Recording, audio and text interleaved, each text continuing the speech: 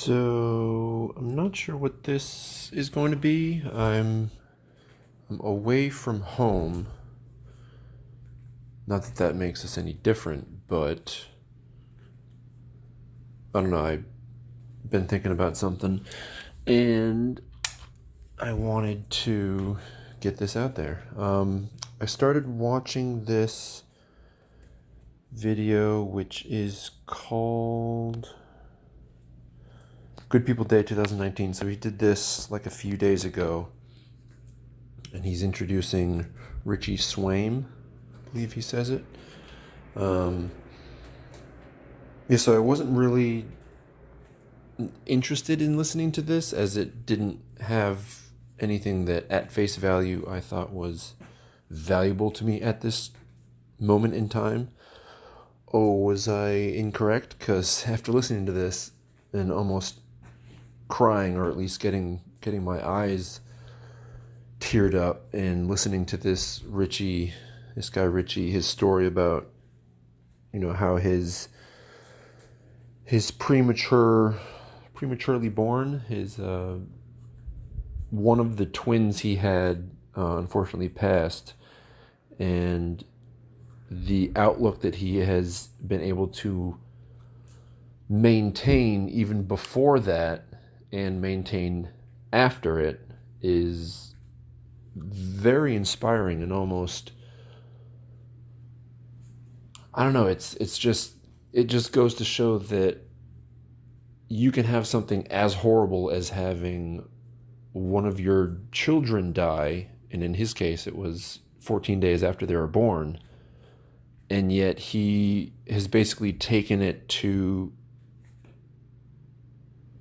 upon himself to have that experience and have what he and his wife went through, take that to basically teach and show other people basically what's possible.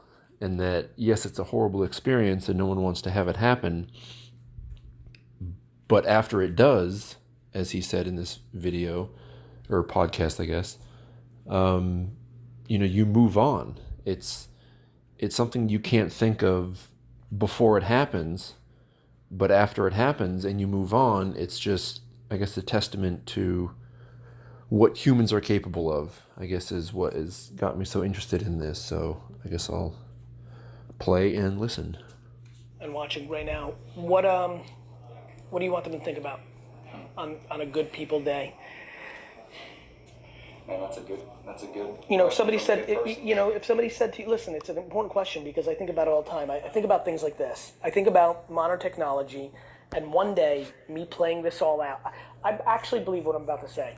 I believe there will be a moment, because of the way my career has been framed and what I'm up to, no different than you picturing kids playing on your farm. I genuinely believe there will be a moment in my life where I will have the audience of the entire world.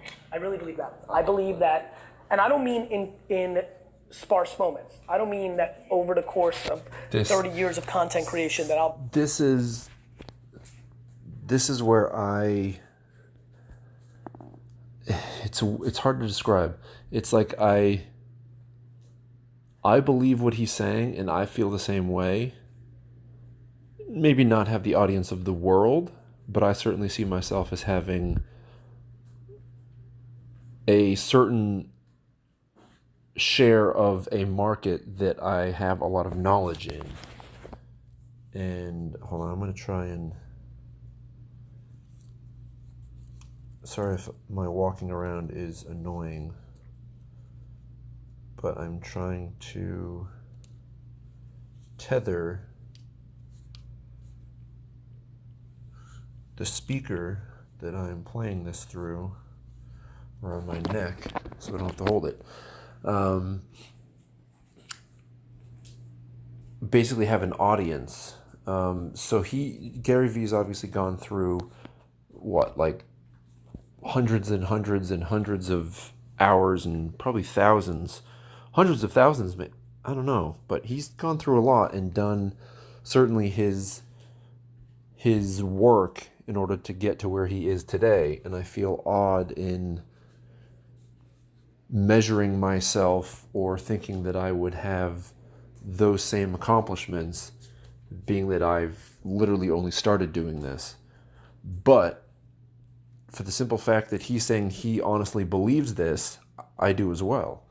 And it's very hard to explain to someone that thinks YouTube is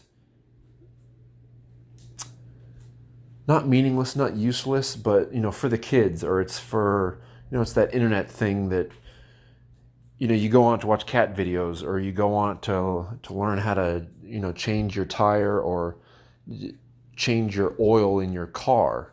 Whatever it is that people think YouTube is for, I think it's going to be huge in the future, and it's going to be very, very paid attention to, if I can say that. It's going to be... Anyway, I'll stop rambling. I'll let him go on. In a singular moment, that for some reason, intuitively, I believe there will be a platform that comes along over the next 20 to 50 years that I will get an at-bat for a minute. This is where it gets hazy in my daydreams, but I feel like I address the world. I do. I feel like some version of a pay-per-view, like, I think Live Aid or something. I'm trying to think about the things that have happened in the past that have gotten similar. And, there's a part of me that, no different than dreaming up twins, which is like still got me rocked. There's a part of me that, I'm sure there's a part of you that... This guy, Richie and his wife, literally willed themselves to have twins. And it's ironic because my sister has had twins, and it was a boy and a girl. The girl is this one, Elsie, or Eleanor. And hold on a second. Yeah. So Elsie and Baird is the other one, is the boy. Apparently, I think it skips a generation or something. But for him to... So therefore, I'm not sure if I would... Or no. I guess if my parents didn't have twins, then the likelihood of me having them is higher. Oh, and I think I have twin cousins? Yeah, my family tree is... I think it's big. It's probably smaller or bigger than other people's, but I will be the first to admit I don't know a lot about it, and it's sometimes embarrassing. That's a whole other different story. But he and his wife literally wanted twins, and they don't have any history of them in their family, but they wanted twins, and they got it. So Gary's just as appalled as I am. The doctor came and said, it's a girl, and it's a single girl. You would have been like, that's amazing. Like, it's not like... I think one thing that people confuse ambitions and dreams with is what happens when they don't happen. I love having them, and I'm super comfortable when they don't happen. Yes, sir. Does that make sense? Yeah. So I don't know what this vision I've had is of like me addressing the world for 7 minutes, but I weirdly think it's going to happen, or some version of it. And in that, I always ask myself, what are you going to say? You've got 7.8 billion people. You're going to speak in English. It's going to translate to native tongue because of languages. And in 5 minutes, you are going to talk to the entire fucking world. The hell is going to come out of your mouth? Now, the answer is, especially what's happened with me over the last decade, I realize I don't know. Because the reality is, what I talk about when you has get there, continued you'll to know. evolve as I've continued to evolve. But in a very, very, very, very micro version of that, on this platform at this moment, what do you want them to know? I think I would want them to know that investing into others. Oh, crap. Hold on, the Wi-Fi is getting weird. I'll be back. Alright, I had to rewind it a bit to hear what he says. Addressing the world for 7 minutes, but I weirdly think it's going to happen, or some version of it. And in that, I always ask myself, what are you going to say? You've got 7.8 billion people. You're going to speak in English. It's going to translate to native tongue because of languages. And in 5 minutes, you are going to talk to the entire fucking world. The hell is going to come out of your mouth? Now, the answer is, especially what's happened with me over the last decade, I realize I don't micro version of that on this platform at this moment. What do you want them to know? I think I would want them to know that investing into others is the best investment you can make. Into yourself. Dude.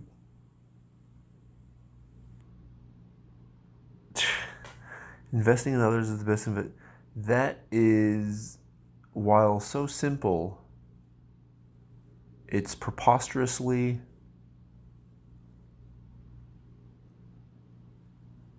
brilliant. Because that literally has a cyclical feedback of straight positivity, period. That's it. That's, wow. Yeah, investing into others, investing into yourself. Have you thought about what admiration tastes like? So this is now a left field question. I don't know why you just saying that made me ask you this, but investing in others is the best investment you can make. I add on for yourself. Yes, sir. Which then leads me to, when I look, actually, this is very meta having you in the room. There's only one reason I said I want you to bring him up there. I rarely see that level of admiration. I know what admiration looks like. It is the reason I'm addicted to making content. I don't need fame. If I needed fame, I wouldn't have gone into my daddy's liquor store to help him. I would have moved to Los Angeles to be a movie star. That's what you did in 1994. I never made a piece of content until I was 31 years old. I was not chasing fame. As I started evolving, things I was doing were creating admiration, which is what I think gets teachers high. Huh. Right? Yeah. That's, when wow, that is, see, this is why,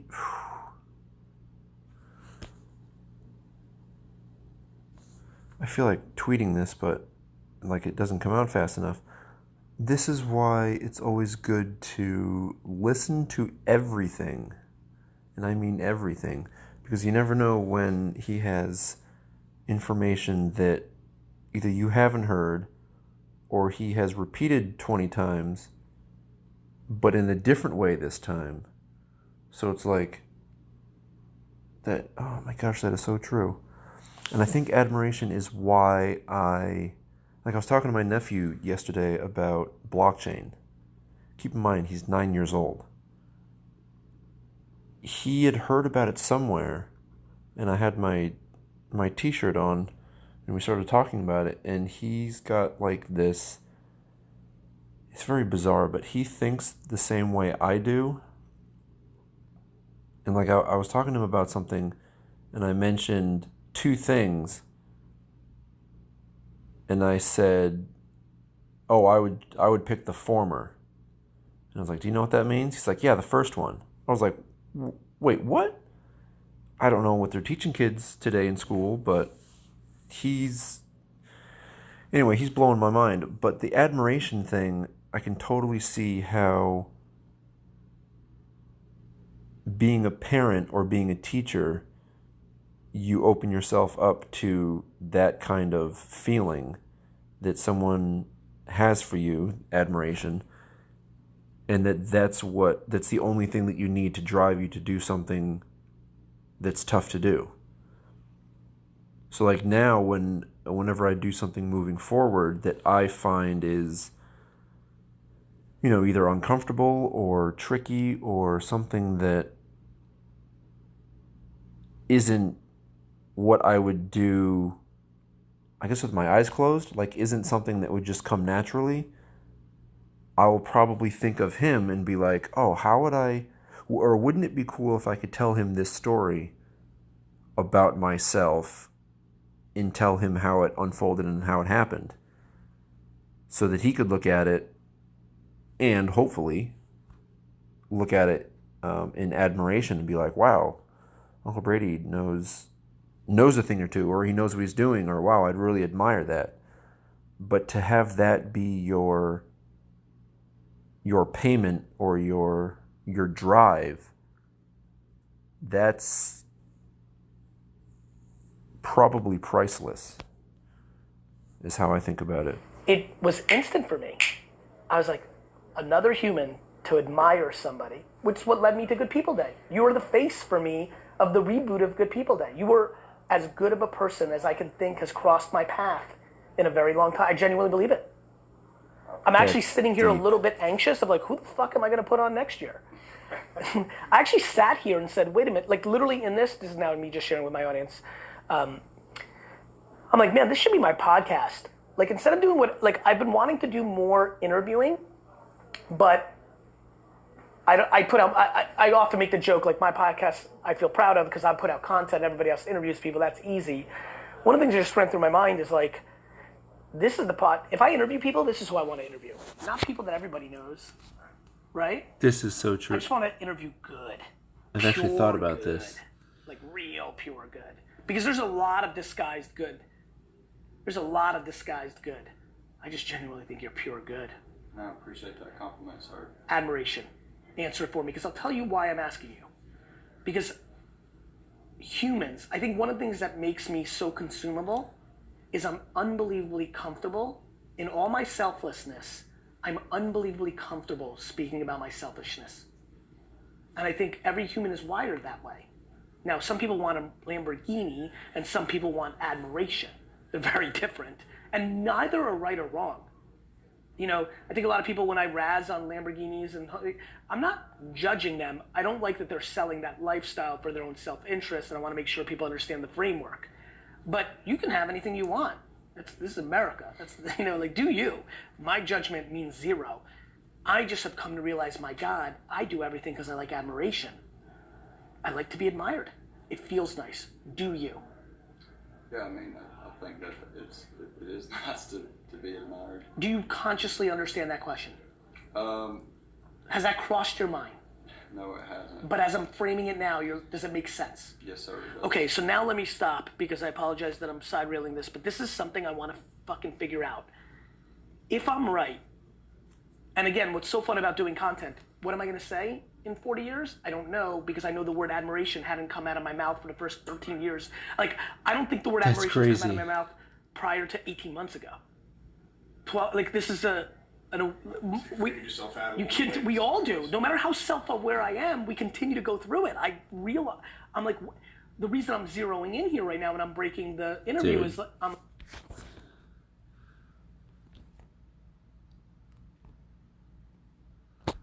I haven't finished this one. Alright, maybe I'll change a lot of Garyvee's content I go through. No. Let me change it.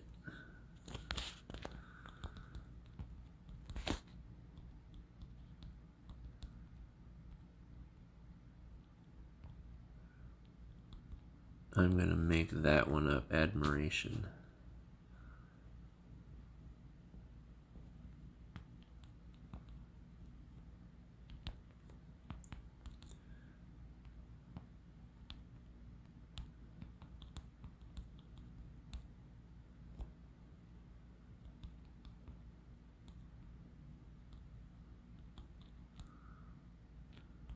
I should probably play this while I do this.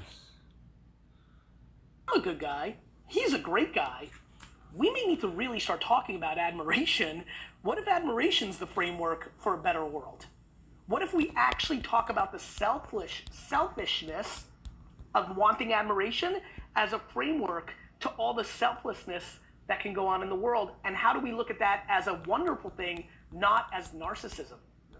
It actually reminds me of why capitalism works, right? Self-interest economically causes creative, which benefits lots of other people. The end. And this dude, she's dropping knowledge. Holy when I'm the biggest crap. capitalist, is what happens to the old lion. What's manifested in America with capitalism, which is why it has cracks of vulnerability, is then people want to change the game when they're old and no longer, they're in preservation mode. That's right. Self-interest when you're building is amazing. Self-interest when you've done building and you want to tear down everybody else's building so that they got it. Yeah. That's the evolution that I'm upset with. Wow. Athletes retire. This is ridiculous. This is one of the best ones I've ever seen. Politics. That's where it's become vulnerable. Nonetheless, we're not going to get into that subject. I want to use the last couple moments and minutes to obviously I'm sure you give a lot of thought to this, and this has been what have we not covered? What would you like to, what have we not, whether it's gonna say, what have we not covered? I've got one if you want to think about it for a second. Go ahead, sir. Please. To be selfish on his behalf because he doesn't have it in him. I think that people coming to his farm, for every person that actually gets there, there's 100,000 people that can get there by virtue of the internet. They can get there by virtue of what he does. Throw some right hooks for him. Let's get back to that punchline. We want to document the building of this farm. There's no cows on the farm yet. He's got cows there on his parents' farm. He needs to get them there. He's got to build infrastructure to be able to do that still. And so the thought has occurred to us. We've talked a lot about it. That it would be he's got a bull. I love this shit. This is the first. It's really interesting stuff. By the way, I hate the Chicago Bulls, especially you, Michael Jordan. Go ahead. Phase one farming for cattle is birthing calves. That's the first phase. There's no slaughtering going on his farm, right? It's all birthing. So there's a bull, there's a bunch of heifers, and there's a bunch of calves. The bull has no name. We want to name the bull. Gary. You need to name the bull Gary. I mean, this is super simple. He suggested D-Rock. That just makes sense. Freaking Bill. Go ahead. But the idea that there are... What, do you want to get a sponsorship deal for the bull naming? No. I kind of like it. That's where I'm going, by the way. I think a lot of people grow up. Make this practical for me because listen, I have not put out a lot of content like this. My intuition, and I see it every day, is I have a remarkable community because of the framework I've created. I have a funny feeling something's about to happen right now where a lot of people watching and listening are going to really give a crap and want to do something good.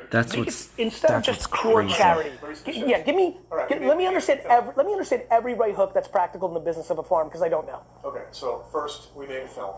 Nobody's seen it yet. It came out this morning. Okay? Where can they see it?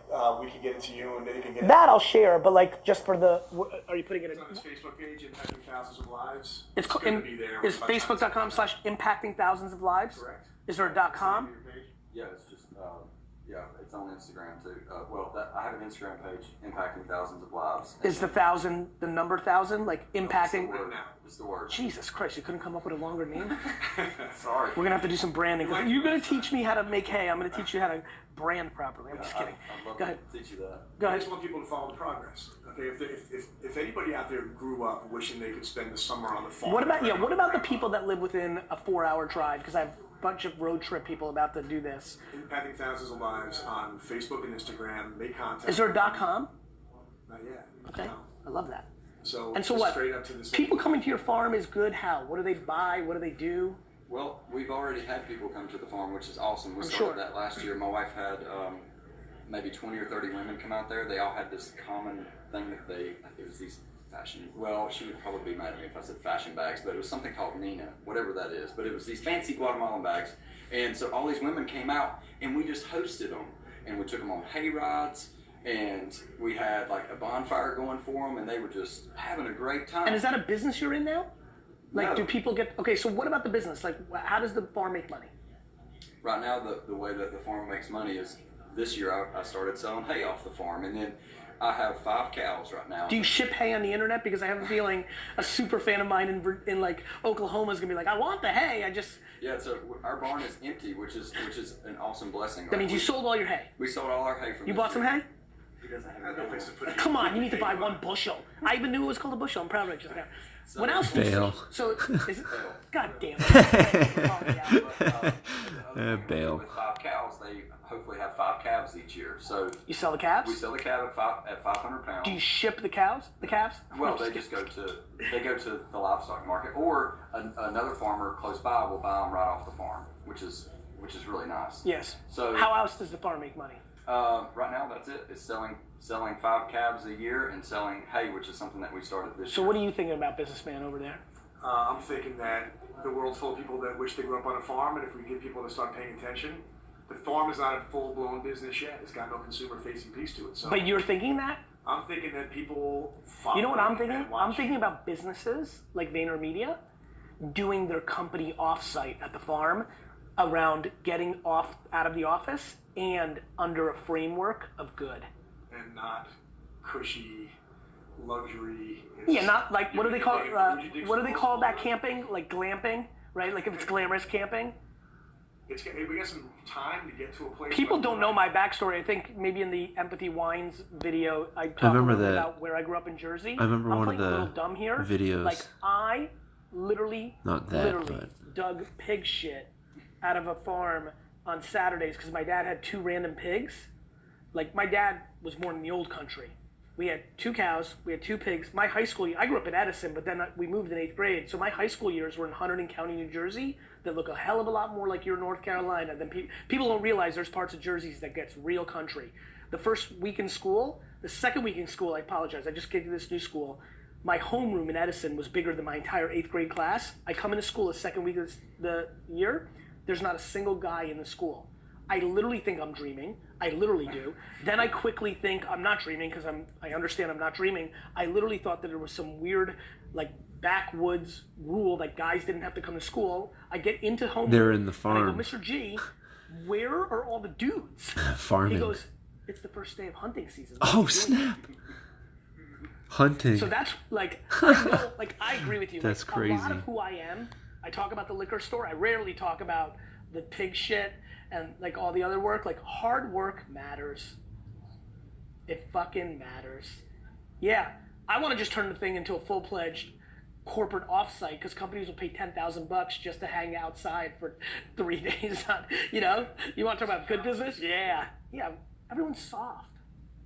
Everybody in this city needs to go to that farm. From the one day. So you still hanging 5 calves? Yes, sir.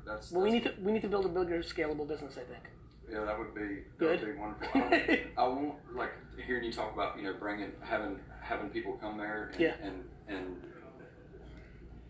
be re-energized or be calmed down. Yeah. Whichever that I would love to have places for those people to stay in so that they can like cabins. Man, I bring my school kids up there, so that's the end of the year field trip. Super cool. My 5th grade class comes up to the farm. It's what they look forward to the most. And as a dad and as a teacher and as just a good old country boy, there's nothing that I enjoy more than seeing a kid catch their first fish on the farm. You know, like the excitement of. And I just got chills. I can't remember the first time I caught a fish, but I do. wow. It was bullshit though. There were these little sunfish that were right by the edge of the water. I hate And I was sunfish. just racking it up. Yeah. Came home, told my mom I caught 39 fish, but really I still feel like a catfish I caught later that year was the actual first fish. Yeah, but you will never forget that memory. Nope. And that's what my family is so. Jason, you ever catch a fish? Mm-hmm. Dust? It's okay, man. Don't. Barely. Fit. To help me. Got it. Good. No, that's just what we're so passionate about. Even as a family, like we focus more on making memories than anything else. That's us, and I want to be able to do that for so many other families out there. Is I have a place for them to be able to go and make memories that will last a lifetime. That's great. Because you don't forget those memories, and they're what make you into the men and women that I believe you're supposed to be. Wow. I really enjoyed getting to know you. Thank you for your time, man. I really appreciate your Anything? time. Any last parting thoughts? We good? Sasha Group could have their first offsite over at the ranch. Yeah, listen, it's aggressively running through my mind. I'm super late on figuring out VaynerMedia's 10th anniversary strategy. I don't know if how long is a bus ride to North Carolina from New York? Oh man, I couldn't even. I'll tell you. From here. 11? Yeah, right about there. Nice, I nailed it. I got the bushel thing wrong, but I got the hours on the 95. I once drove an RV from Boston to Florida during college for spring break. It's one of the most ridiculous stories I have. I have to start remembering some of the memories, but I've got the whole East Corridor drive kind of contextually down. I thank you for sharing your story. Yes, sir. I thank y'all for listening to it. It means a whole lot. That is great. Yes, sir. All right, we're done. You nailed it. My friend. I My appreciate friend. it. I'm looking forward to the honor of wearing that shirt. Yes, sir. Wear it. I will, proudly. That's so See cool. you. I really appreciate it. Seriously. All right. What do we have? 29 minutes. So I'm wondering, should I stop this and do another one?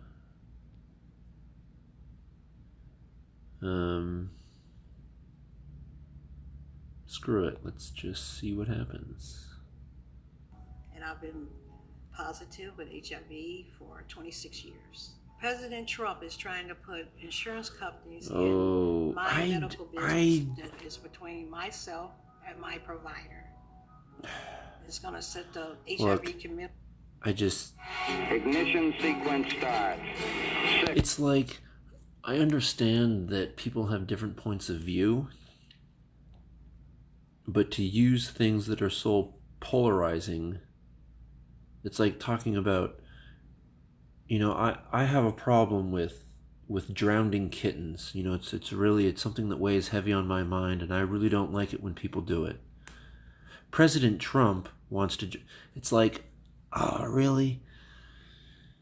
I mean, I don't know, maybe he does have a thing against people that have tested positive for HIV. I have no idea. But I'd like to think he doesn't.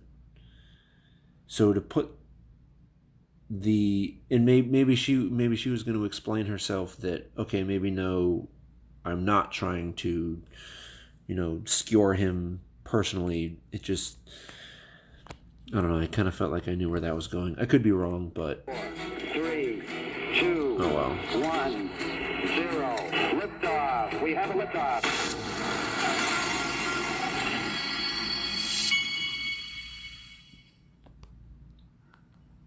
Hey everybody, this is the Digital Asset Investor. Oops. And it's been raining around here. And I'm hoping, because I'm so busy today, I'm hoping that the baseball games are going to be rained out today. We got rained out last Saturday, but we're rescheduled for today. I'm hoping today would just be better if I didn't have to deal with baseball. So maybe I'm going to get lucky there. We shall see. Okay, I want to give a shout out to Love for Crypto at Love4Crypto17. Y'all need to follow him. He has a YouTube channel as well. Go for Love for Crypto. He puts up some really good videos. He replied to me. I talked about him in one of my videos recently. I think when I was talking about, Matthew Mellon. He's from the Mellon family, which is I believe the bank of what do they call it? This bank, BNY Mellon, up in New York. Anyway, he said, thanks for the shout out in a previous video. Here's a little treat for you in regards to BNY Mellon and Ripple. 2016 in confidential documents from BNY. Their internal coin, BK coin, will be the equivalent of JPM coin. Now, he actually has, I don't know where he got these documents, but let's see what this is called. Modernization of Payments and Collections. And I couldn't read it well, but if you look, hold on. Right, I think it I guess we'll record more. Pardon the, how would I call it? The incessant sniveling. So my brother has a dog whose name is Peanut. Hi, Peanut. And, Peanut, come here. He's a French bulldog, so as I'm sure you can hear, air doesn't really pass through his nose without sound, so apologize if, yeah. No, he's not snoring, he's breathing. Thank you, Peanut. Appreciate that. Here we go. BNY Mellon, BK coin. They've got their own coin. They're ready to put out their own coin, and I don't know where he found these documents, but that's pretty darn cool. But this guy's really good at digging in and finding some things like this. So you need to go watch his YouTube videos, and you need to give him a follow on Twitter as well. He's a good guy. I've gone back and forth with some messaging with him before. Okay, next, and this is from Crypto News 19 at Crypto_News_19 from the IMF. Cryptocurrency adoption is coming. Now, folks, this is what he's tweeting out here from the IMF. Cash usage is decreasing worldwide, and central banks are contemplating whether to offer a digital alternative. Watch the live discussion moderated by Christine Lagarde on Wednesday, April 10th at 2 p.m. Eastern Time. Now, folks, I've been saying it for a while now. Something is up at the IMF. I believe the IMF is all over this digital currency stuff, and I believe that they, and they're thick as thieves with Ripple, folks. Ripple, I've already shown you two pictures, just pictures that we've seen where different executives like Brad Garlinghouse, and I believe Ryan Zagone was at a meeting with the IMF. And Lagarde is obviously pro digital assets, and she's been speaking for a while now about trying to tell all these central bankers that it's coming and warning them. And now they're going to have this money and payments in the digital age. I mean, she's really pushing it. This should be interesting, folks. Something's happening with the IMF. I'll keep saying it. Sean Schaefer, at Sean Schaefer 10, give him a follow. Sent me this. This is a group of YouTubers, different YouTubers who have gotten together, and they put together a little message from the cryptocurrency community to try, in order to try to get this Token Taxonomy Act passed. This is from Chip-XRP Minute at Stephen Chip. Give him a follow. Please help support Congress to help pass the Token Token Taxonomy Act, tweet, call, or email your local Congress representatives. A huge thank you to Representative Darren Soto and Warren Davidson and the this is the Financial Services Committee Chairwoman Representative Maxine Waters for her leadership. And so they're trying to get this video out, and so I'm going to help them along. I'm going to retweet that and see if we can get this thing going. Anybody who's doing anything to help get this Token Taxonomy Act is doing good work, folks. This might be the biggest thing that we can do in this XRP community, help get this thing passed and show as many people as possible our support for this. So please pass that along and retweet his tweet, and then contact these people and let them know. These guys know, but they already know. But contact your congressman, find out who they are. Go to the finance. You can go to the Finance Committee website. Probably go to their Twitter, and it'll lead you to their website. And there's lists I've shown before. There's lists of all the Congress people from different states. So find the ones from your state. The best on catch in that ever. membership, and let them know you support it.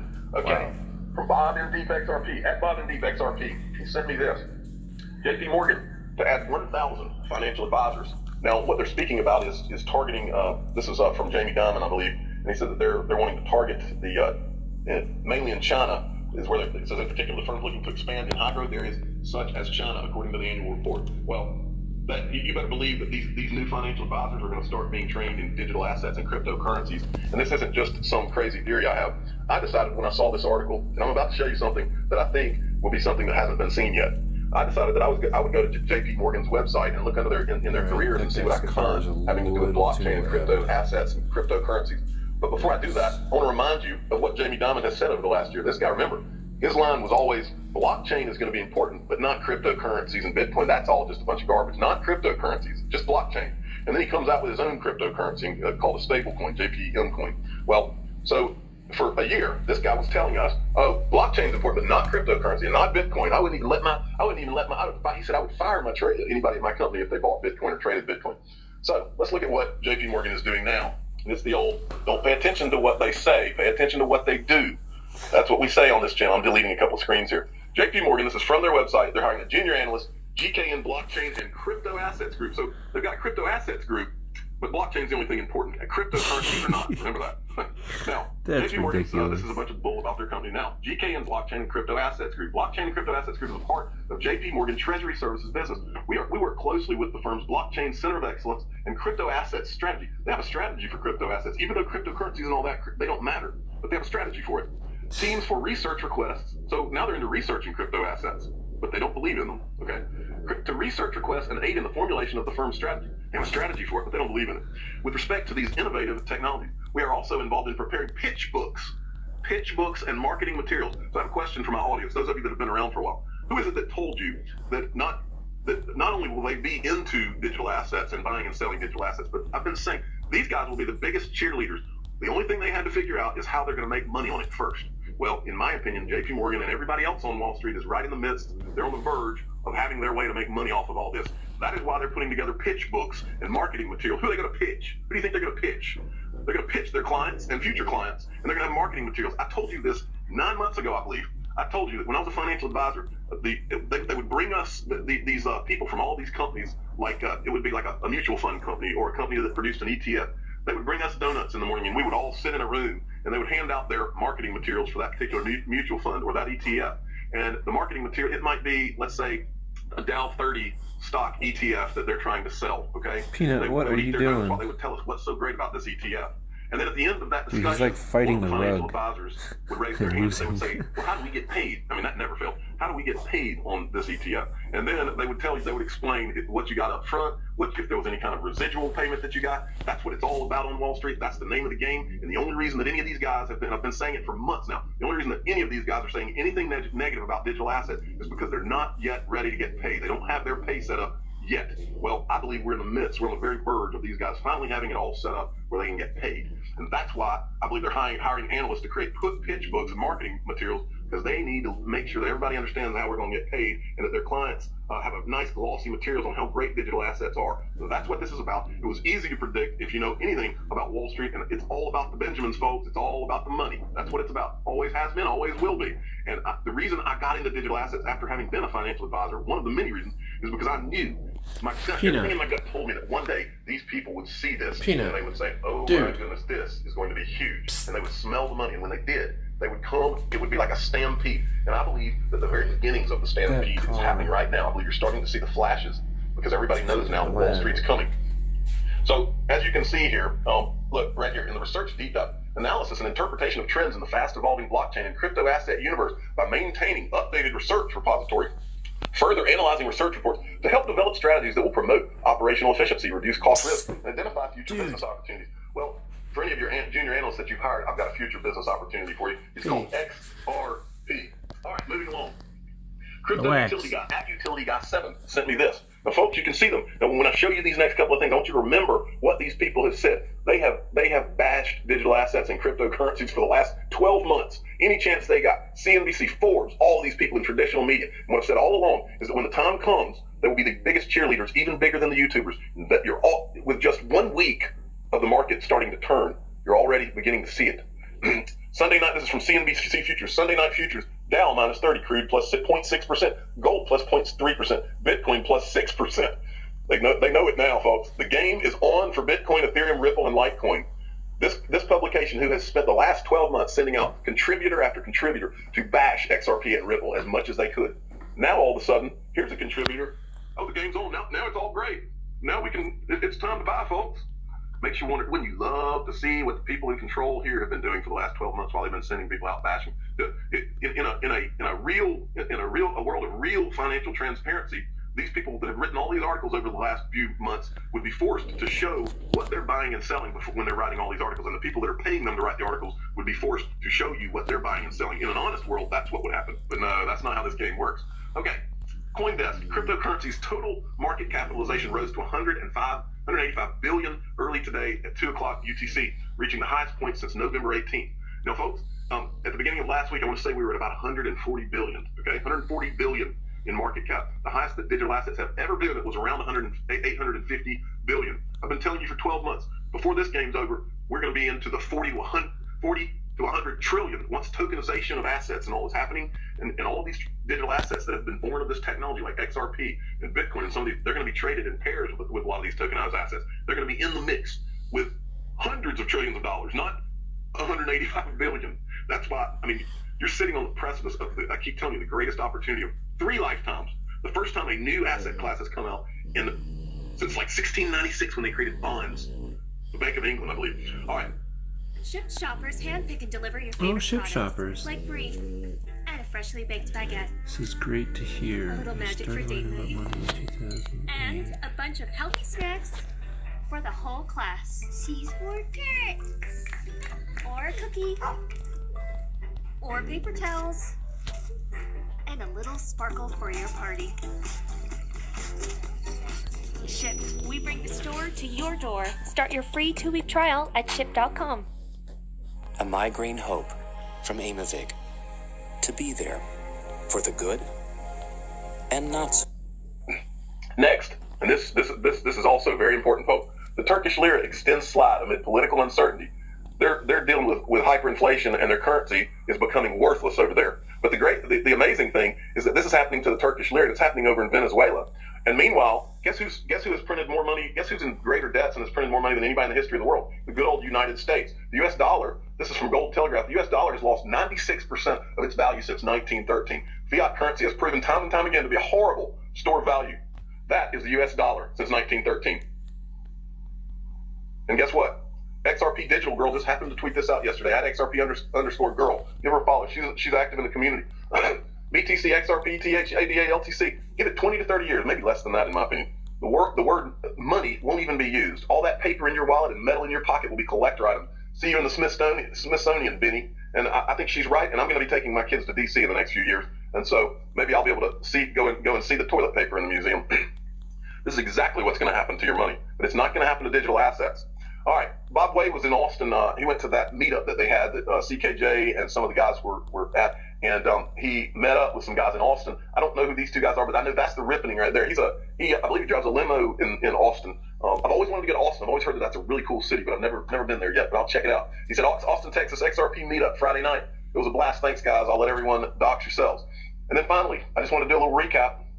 Look at what has happened in the last 3 months with digital assets, folks. And the most important thing for you to see on this, because trust me, we're still so early, every bull run that I've seen, these things go in a rotation. You'll see Bitcoin Cash go crazy for a little while. Then you'll see something crazy like Dogecoin did this past week.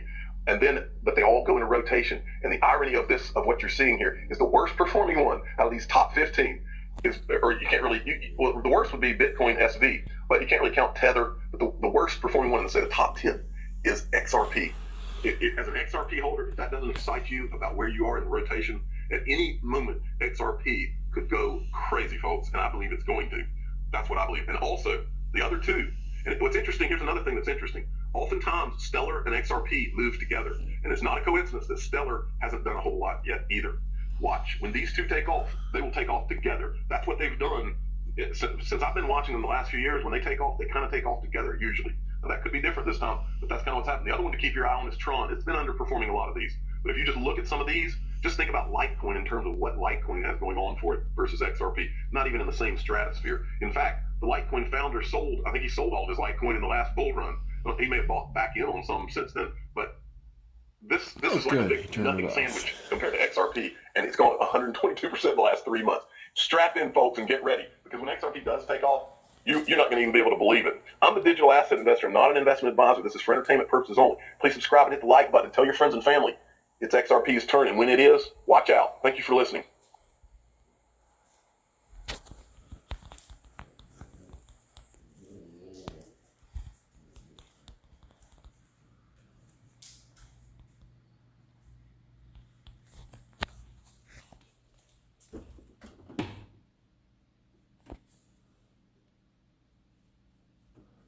Alright, pizza's almost done.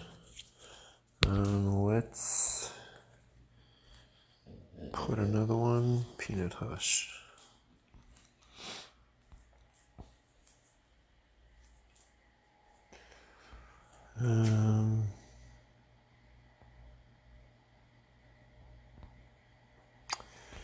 Give me a second, let me figure out what I want to do next. Hold on.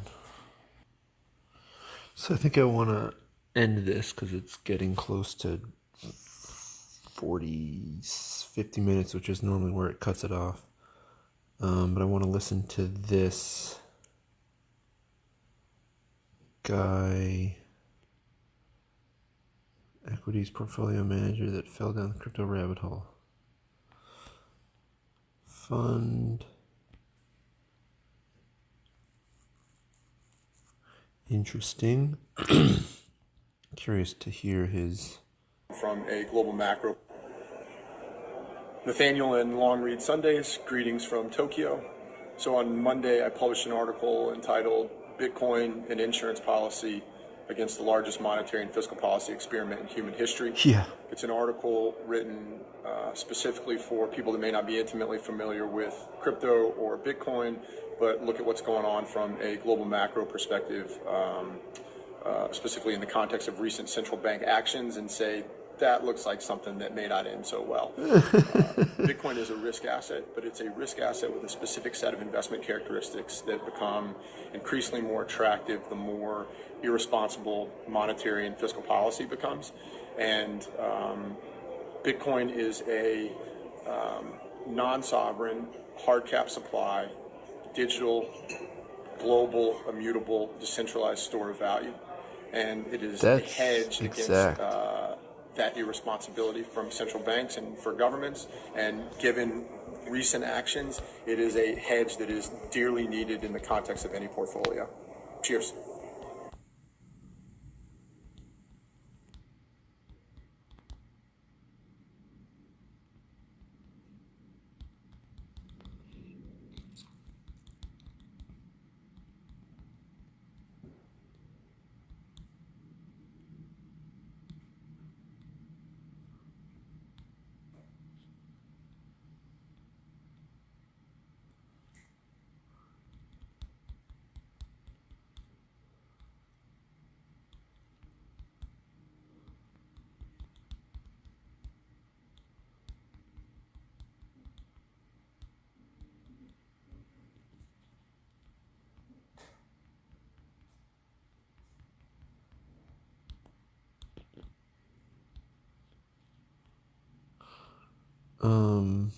What did he say?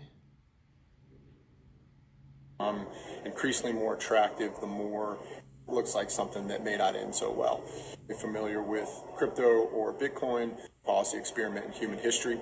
It's an article written specifically for Bitcoin and insurance policy against the largest monetary and fiscal policy experiment in human history. Bitcoin and insurance It's an article policy. written.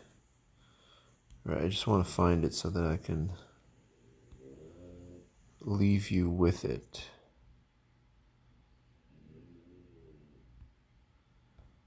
Bitcoin and insurance policy. Bitcoin.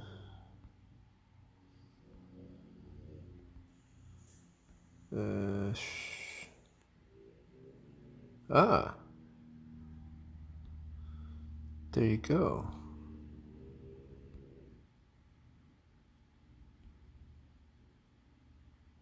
Is this it though?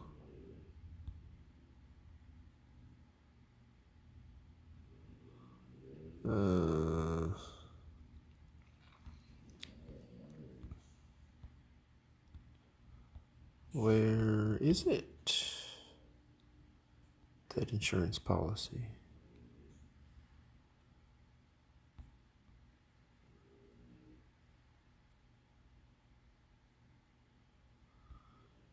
Crap, did I miss it?